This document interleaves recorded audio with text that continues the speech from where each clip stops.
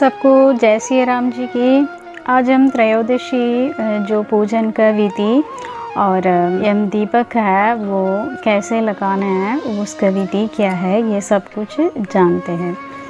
तो त्रयोदशी 2 नवंबर को शुरू हो जाते हैं, तो इसलिए 2 नवंबर को ही इसका पूजन करना है। 2 नवंबर को 11:34 में शुरू हो जाते हैं सुबह, और 3 तारीख को सुबह 9:04 में ख़त्म हो जाते हैं। इसलिए जो प्रदोष काल का व्रत तो प्रदोष काल में ही करना होती है, मतलब सायं समय में ही करना होते हैं। इसलिए सायं समय 3 तारीख को नहीं मिलते हैं, 2 तारीख को मिलते हैं। इसलिए 2 तारीख को ही त्रयोदशी का जो पूजन करते हैं। तो पूजन विधि ऐसे हैं। त्रयोदशी का दिन जो समुद्र मंथन से महालक्ष्मी का उत्पन्न हुआ था, और धन्वंतरी का, चंद्रमा का, इन सब का उत्पन्न हुआ था, इसलिए इसी दिन इन सब का प्रार्थना करते हैं। तो लक्ष्मी माता के साथ कुबेर जी का भी प्रार्थना करते हैं, क्योंकि वो धन का देवता है। तो इसलिए इसी दिन महालक्ष्मी का पूजन करते हैं।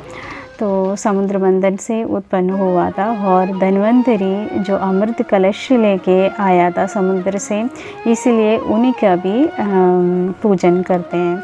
तो पूजन विधि ऐसे है कि एक पटड़ी में सबसे पहले सतिया बनाकर, सतिया तो चारों दिशा को दर्शाते हैं, तो शुभ होते हैं।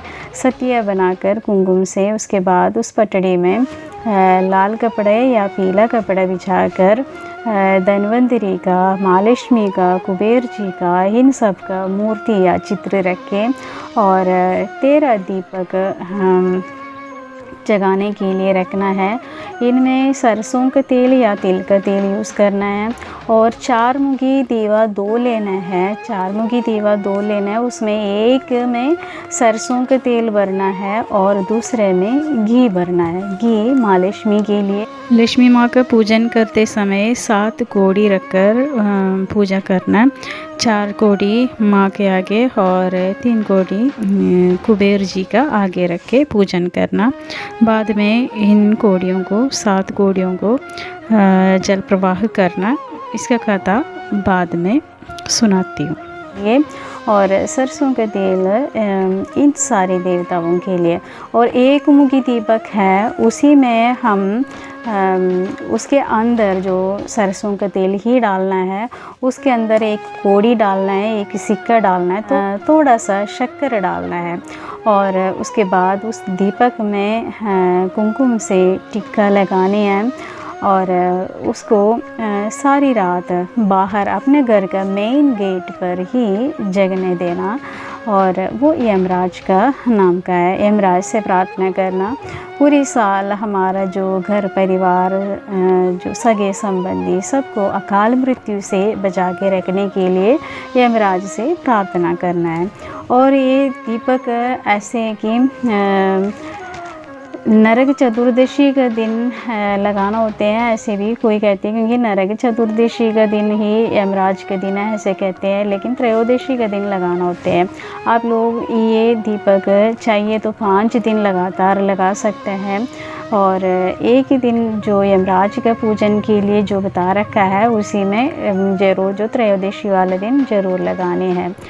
और ये विधि है दीपक लगाने का। और गंध, जो पुष्प, इन सब से उनका आराधना करना है। कोई मिठाई चढ़ानी है उनके आगे। और तो इस दीपक के आगे जो हम और पूजन, और देवी देवता का पूजन करते हैं, इसी तरह यमराज का पूजन करना है।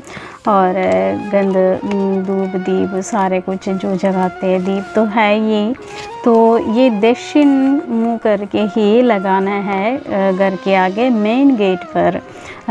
वहाँ बाहर ही, मेन गेट का बाहर ही लगाना है। तो वहाँ जो मेन गेट को ऊपर भी रख सकते हैं हम, या नीचे भी रख सकते हैं। तो ये दक्षिण मुखी दीवा होना चाहिए, मतलब दक्षिण की तरह उनका दीवा का मुख होना चाहिए। और ये यमराज के लिए साल में एक बार करने से घर पे अकाल मृत्यु से हम बच जाते हैं। तो यमराज से ये प्रार्थना करना है। और हम भविष्य पुराण देखेंगे तो मार्गशीर्ष का जो त्रयोदशी है, शुक्ल पक्ष का त्रयोदशी में यमराज का पूजन करने के लिए बता रखा है। तो वो कुछ अलग तरीके से बता रखा है, वो बाद में आप लोगों को सुनाते हैं। आप जो ये त्रयोदशी है, कार्तिक कृष्ण पक्ष की जो त्रयोदशी है, तो इसी में आप लोग ऐसे ही पूजन करना यमराज के। ये हमें जो नरक, जो हमारा मृत्यु के बाद जो नरक यातना होते हैं उसी से बचने के लिए, काल मृत्यु से बचने के लिए, और जो हमें यम दर्शन ना होने के लिए होते हैं ये पूजा। तो उसके बाद जो हम इसका समय बताएगा, तो जो शुभ मुहूर्त वगैरह बताएगा, तो 2 तारीख को सुबह 11:34 में त्रयोदशी शुरू है और 3 तारीख को सुबह 9:04 में त्रयोदशी का समाप्त है।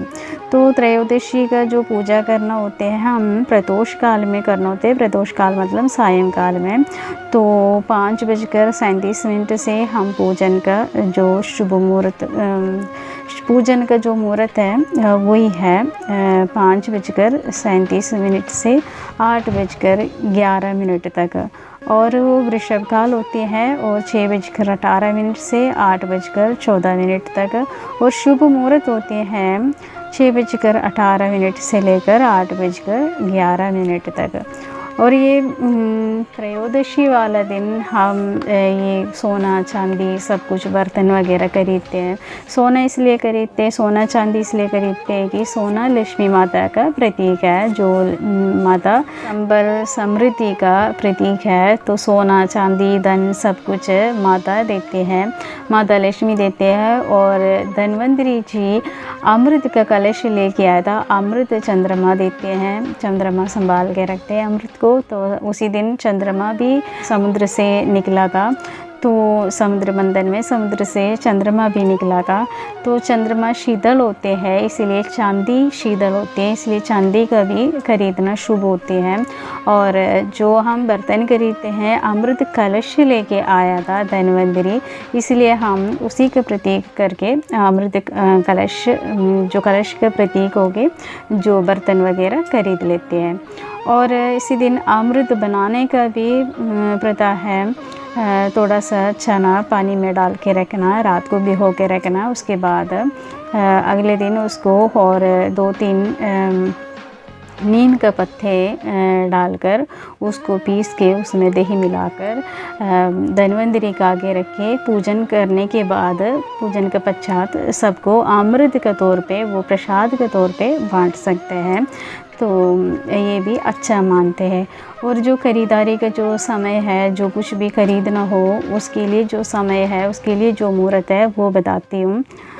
सुबह 6:06 से 11:31 तक त्रिपुष्कर योग है। उसके बाद अभिजीत जो मुहूर्त है 11:42 से लेकर 12:26 तक। और विजय मुहूर्त है 1:33 से लेकर 2:18 तक। और शाम को 4:15 से लेकर 8:11 तक शुभ समय है। आशा करती हूँ आप लोगों को ये जानकारी पसंद आ गई होंगी। अगर पसंद आ गई तो लाइक और शेयर कर लीजिएगा। जो भी सब्सक्राइब नहीं किया वो लोग भी कर लीजिएगा। सबको जय सिया राम जी की। हर हर महादेव।